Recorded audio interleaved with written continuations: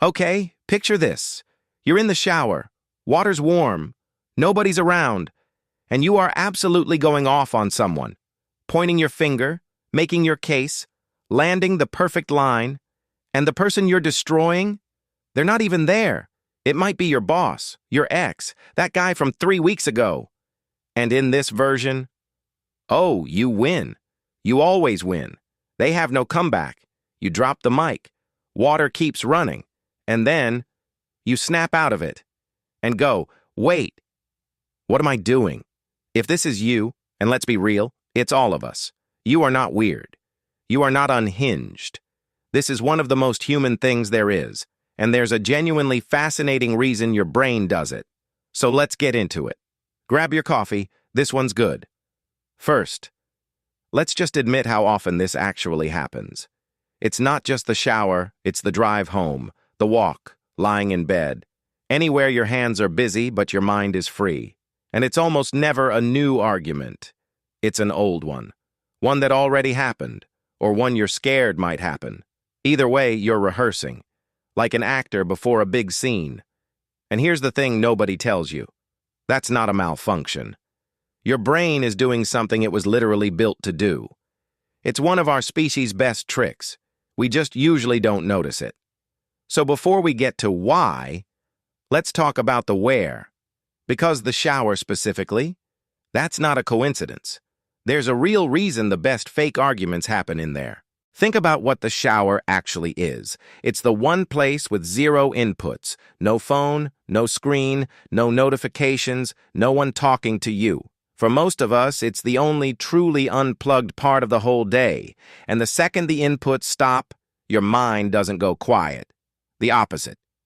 There's a network in your brain that switches on the instant you stop focusing. Scientists call it the default mode. It's where your mind goes when it's off leash. It chews on relationships, replays moments, runs little what-if scenes. And the warm water? That actually helps it along. Warmth relaxes your body. A relaxed body lowers your guard. And a lowered guard lets all the stuff you've been holding back float up. Stuff you were too busy to feel all day. It finally gets some room. So the shower isn't making you argue. It's just finally letting you. It's the one moment the noise drops and your real thoughts get the mic. And what comes out a lot of the time? Unfinished business. A conversation that didn't go how you wanted. A moment you felt small. Which brings us to what your brain is actually trying to do in there. Here's the big idea. Your brain is a prediction machine. It hates being caught off guard. So it rehearses. Constantly. Picture our ancestors. A conflict with someone in the tribe was dangerous. Get it wrong, and you could be cast out, which back then meant death. So the brains that rehearsed hard conversations in advance, they survived. And we inherited those brains. The rehearsal instinct is baked in. So when you replay that argument, your brain thinks it's doing prep work. It's running the scenario so that next time you'll be ready, better armed, sharper, not caught speechless like maybe you were before. Because that's the worst feeling, right? Thinking of the perfect line too late. The French even have a phrase for it. The wit of the staircase.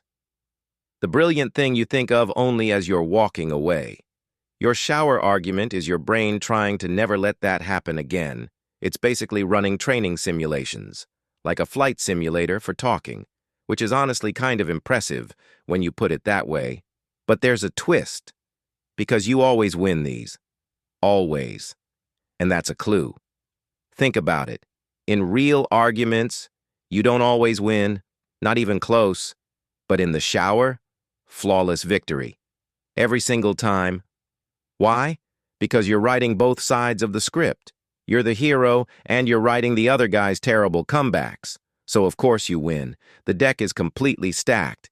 And that tells us this isn't really about being right. It's about a feeling you didn't get to have in real life. The feeling of being heard, of standing up for yourself, of dignity. In the real moment, maybe you froze, or stayed polite, or just took it. And that unspoken stuff doesn't disappear. It waits until you're somewhere safe and quiet, like the shower, and then showtime.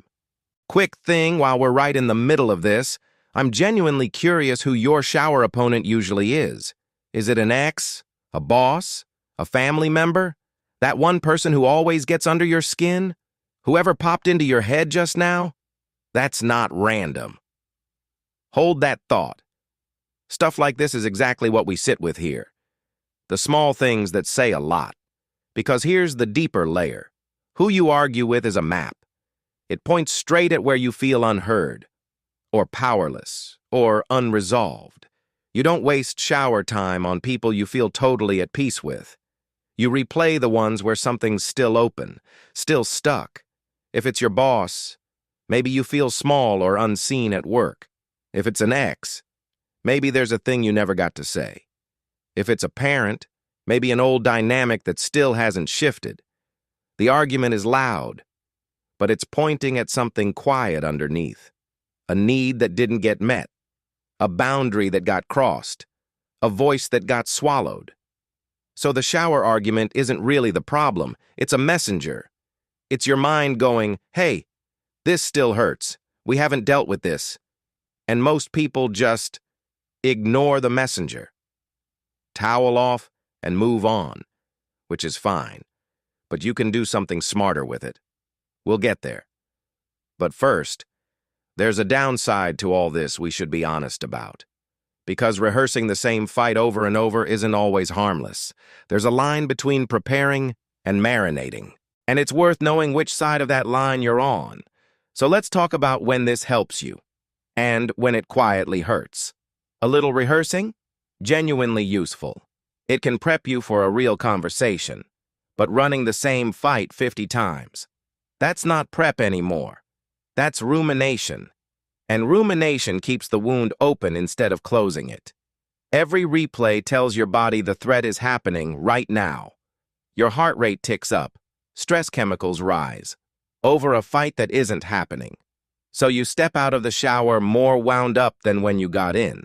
And there's a sneakier cost, too. You're rehearsing being defensive. Practice anything enough and it becomes your default, even a fighting stance. So you can walk into the real conversation already primed for war, and the other person feels it, and it becomes the fight you rehearsed. It's a weird little self-fulfilling loop. The rehearsal creates the reality. So the goal isn't to stop doing this.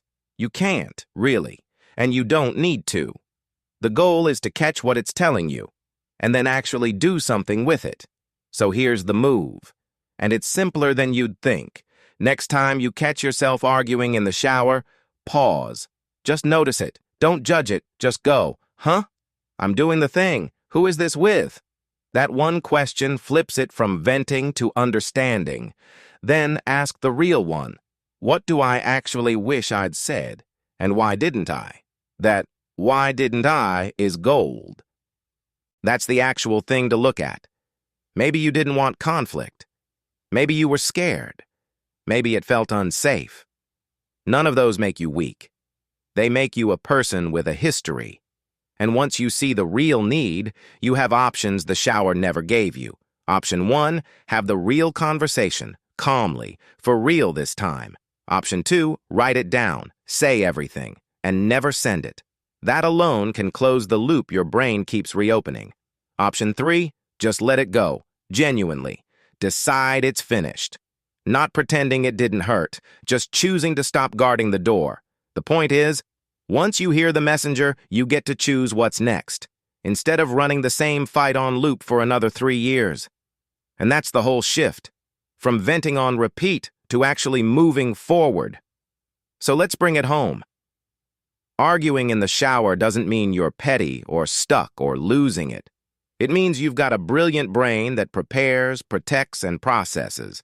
And it means there's something inside you still asking to be heard. So the next time you're in there mid-monologue, finger pointed at no one, smile a little. Because now you know what's really going on. That's not a crazy person talking to the wall. That's a human processing their life. And then, actually ask yourself the question, who was that? And what do I need? Because the answer is usually pointing at something that actually matters. taking the small, weird stuff we all do and finding the human underneath.